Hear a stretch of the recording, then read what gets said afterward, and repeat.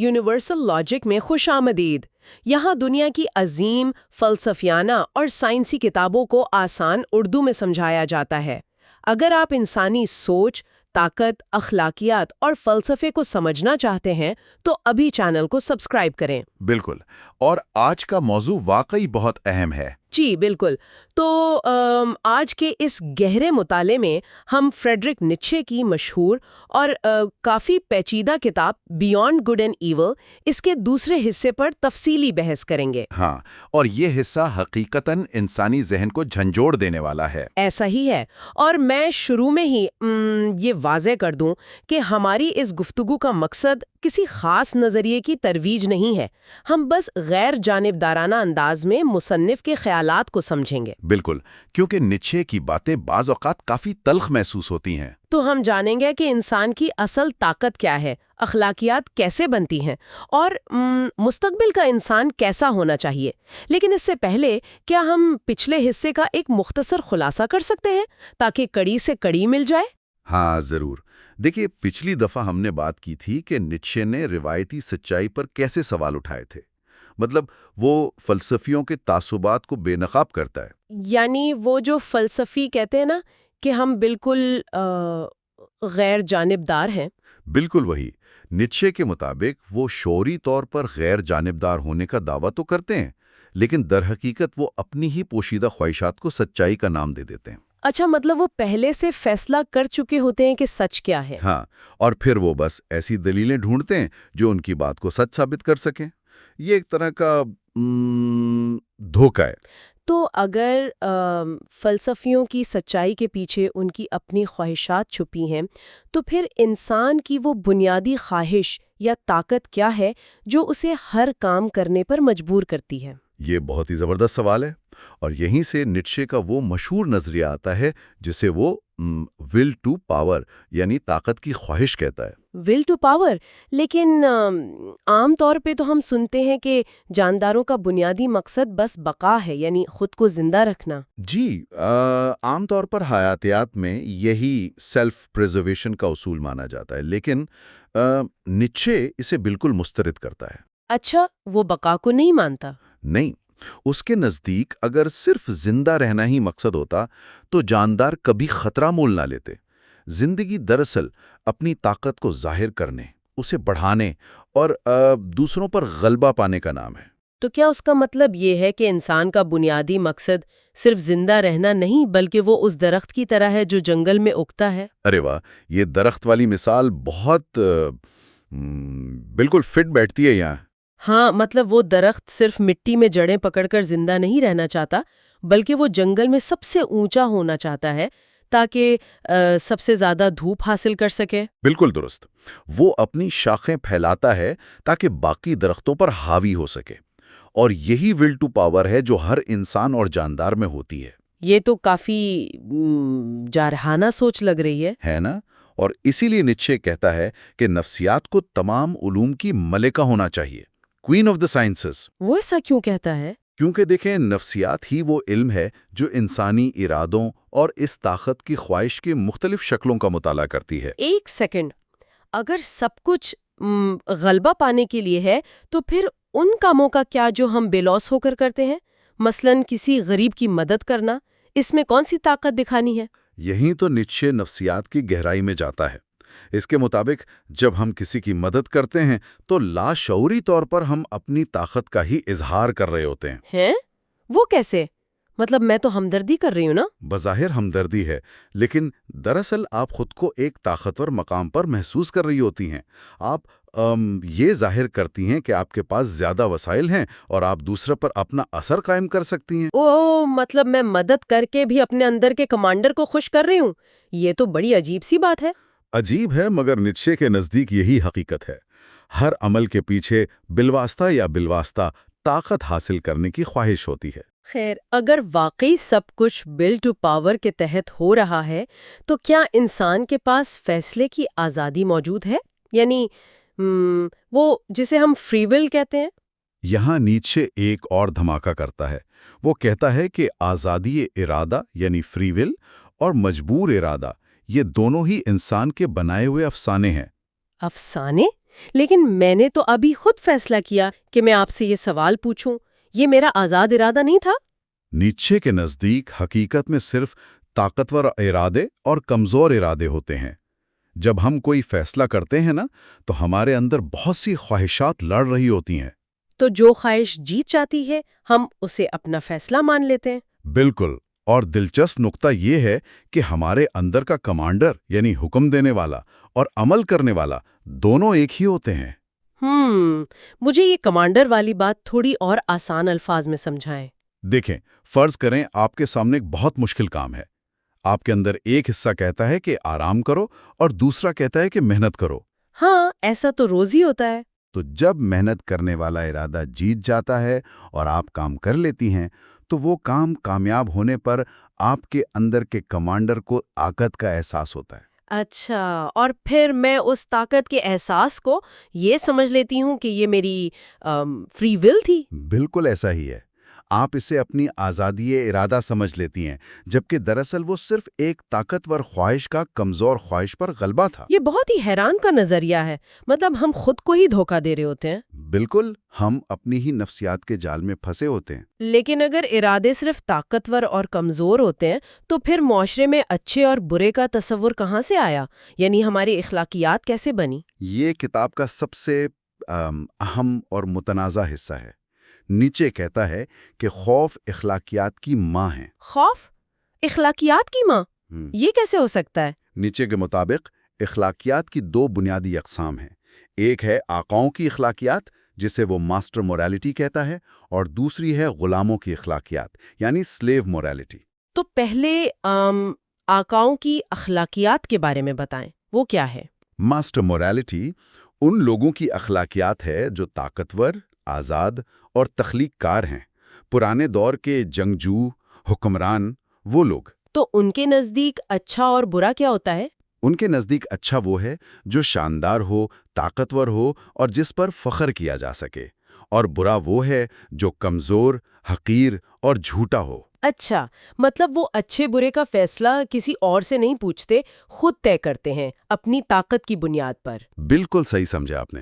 اب دوسری طرف ہے سلیو موریلٹی یعنی غلاموں کی اخلاقیات۔ یہ تو نام سے ہی لگ رہا ہے کہ یہ دبے ہوئے لوگوں کی اخلاقیات ہوگی۔ ہاں، یہ دبے ہوئے، کمزور اور خوفزدہ لوگوں کی اخلاقیات ہے۔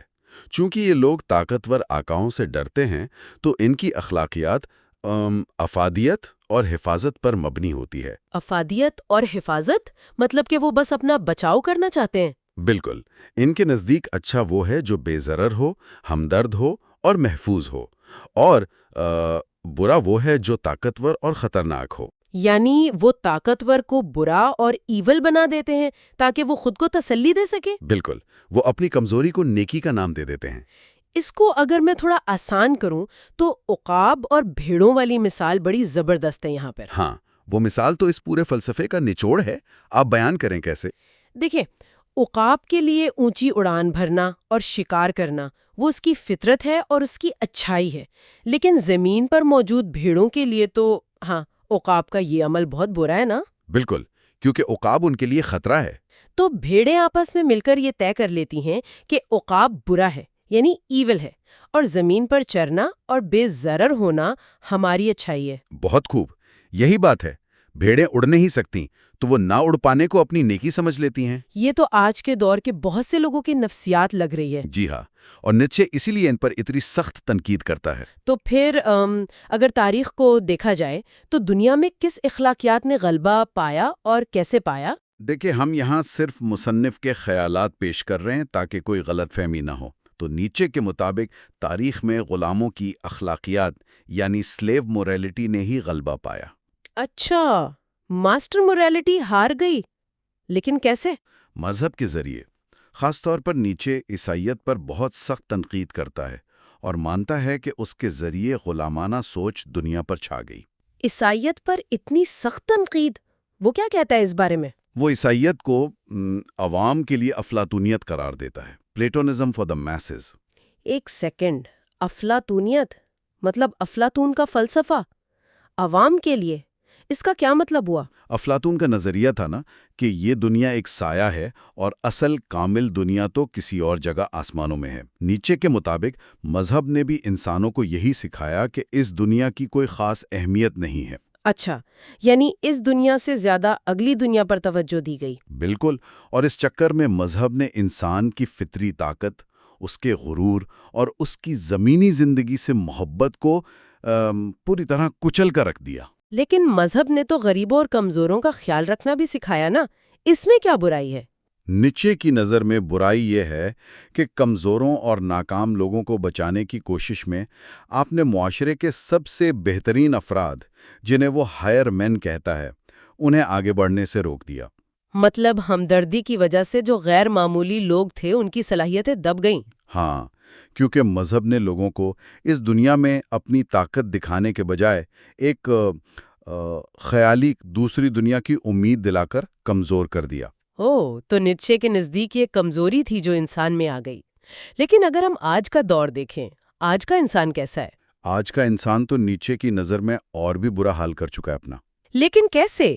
کیا جدید تہذیب اور ہماری جو جمہوریت ہے اس نے انسان کو طاقتور نہیں کیا؟ آج تو ہم بہت ترقی یافتہ ہیں۔ نیچے کے نزدیک یہ جدید انسان اور بھی کمزور ہوتا جا رہا ہے۔ جمہوریت اور برابری یعنی ایکوالٹی کی جو تحریکیں ہیں وہ دراصل اسی غلاموں کی اخلاقیات کا اگلا حصہ ہیں۔ ایکوالٹی تو اچھی چیز ہوتی ہے، اس پر کیا اعتراض ہے بھلا؟ اس کا ماننا ہے کہ یہ تحریکیں انسانوں کو ایک ریوڑ یعنی ہرڈ کی طرح بنانا چاہتی ہیں، جہاں سب برابر ہوں اور کوئی کسی سے خطرہ محسوس نہ کرے۔ تو اس میں برائی کیا ہے اگر سب برابر ہوں؟ برائی یہ ہے کہ دیکھیں، معاشرہ بذات خود کوئی منزل نہیں ہے۔ نیچے کے مطابق یہ صرف ایک سیڑھی ہے یا ایک ڈھانچہ ہے جسے ہم اسکیفولڈنگ کہتے ہیں۔ ڈھانچہ مطلب جس پر کھڑے ہو کر عمارت بنائی جاتی ہے؟ بالکل، اس ڈھانچے کا مقصد یہ ہوتا ہے کہ اس پر کھڑے ہو کر معاشرے کے چند بہترین اور طاقتور ترین افراد اپنے آپ کو مزید بلندی پر لے جا سکیں۔ اچھا، مطلب سب کو برابر کرنے کی کوشش میں ہم ان بہترین افراد کو بھی نیچے کھینچ لیتے ہیں۔ ہاں جی، یہی اصل مسئلہ ہے۔ جب ہم برابری کی بات کرتے ہیں تو یہ ان غیر معمولی افراد کو اوسط درجے تک یعنی میڈیوکر بنانے کی کوشش ہوتی ہے۔ یہ تو کافی گہری بات ہے کہ ہم اوسط درجے کی زندگی گزارنے کو ہی سب سے بڑی کامیابی سمجھ بیٹھے ہیں۔ بالکل، اور یہی وجہ ہے کہ جدید انسان بس ایک ریوڑ کا حصہ بن کر رہ گیا ہے جو ہر تکلیف اور خطرے سے بچنا چاہتا ہے۔ تو پھر اس سب کا حل کیا ہے نیچے کے پاس؟ اس کے نزدیک ایک مثالی انسان کیسا ہونا چاہیے؟ اس کا حل وہ کتاب کے آخر میں دیتا ہے۔ وہ تصور پیش کرتا ہے مستقبل کے فلسفیوں کا، فلاسفرز آف دا فیوچر۔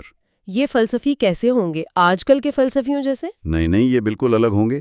یہ آزاد روحیں ہوں گی، فری اسپرٹس، جو پرانی اقدار کو توڑ کر نئی اقدار تخلیق کریں گی، جسے وہ ٹرانس ویلیویشن آف ویلیوز کہتا ہے۔ یعنی وہ معاشرے کی دی ہوئی اخلاقیات کو نہیں مانیں گے؟ بالکل نہیں مانیں گے۔ ایک طاقتور انسان وہ نہیں جو پہلے سے موجود سچائی کو تلاش کر لے، بلکہ وہ ہے جو اپنے ارادے سے سچائی اور معنی خود تخلیق کرے۔ لیکن جب وہ پرانی اقدار توڑیں گے تو ظاہر ہے انہیں کافی دکھ اور تکلیف بھی ملے گی، معاشرہ ان کے خلاف ہو جائے گا۔ اور یہی ان کی اصل طاقت ہوگی۔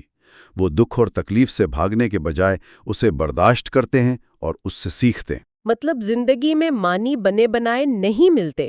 نہیں، بالکل نہیں۔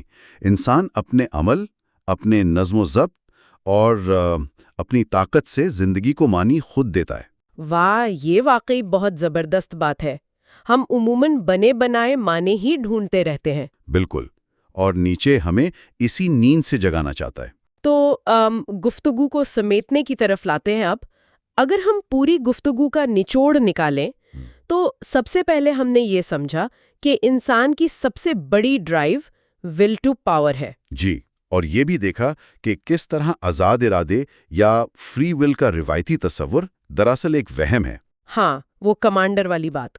اور پھر ہم نے آقاؤں اور غلاموں کی اخلاقیات یعنی ماسٹر اینڈ سلیو مورالٹی کے فرق کو جانا، اور یہ بھی سمجھا کہ کیسے خوف اور کمزوری نے جدید اخلاقیات اور روایتی مذہب کی شکل اختیار کی تاکہ طاقتور کو ایول بنا کر روکا جا سکے۔ ہم نے یہ سیکھا کہ جمہوریت اور بھیڑ چال یعنی ہرڈ مینٹالٹی کیسے انسان کو اوسط درجے کا بنا رہی ہے، اور نیچے کے مطابق ضرورت ایسے مفکرین کی ہے جو خود اپنے لیے نئے راستے اور نئی اقدار تخلیق کریں۔ بالکل، یہی اس پوری کتاب کا مرکزی خیال ہے۔ آج کی معلومات سے بھری دنیا میں، جہاں سوشل میڈیا کی وجہ سے ہر کوئی بس بھیڑ چال کا شکار ہے، نیچے کی یہ کتاب واقعی ہمیں سوچنے پر مجبور کرتی ہے۔ صحیح بات ہے، یہ ہمیں خود سے سوال کرنے کی ترغیب دیتی ہے کہ کیا ہم خود اپنی سوچ کے مالک ہیں یا نہیں؟ تو چلیں اختتام پر سننے والوں کے لیے سوچنے کا ایک نیا پہلو چھوڑ کر جاتے ہیں۔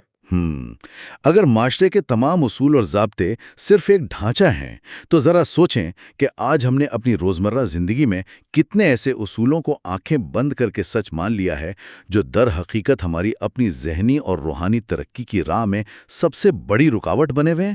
بالکل۔ کیا ہم بس ایک بھیڑ کا حصہ ہے یا اپنا راستہ خود بنانے والے؟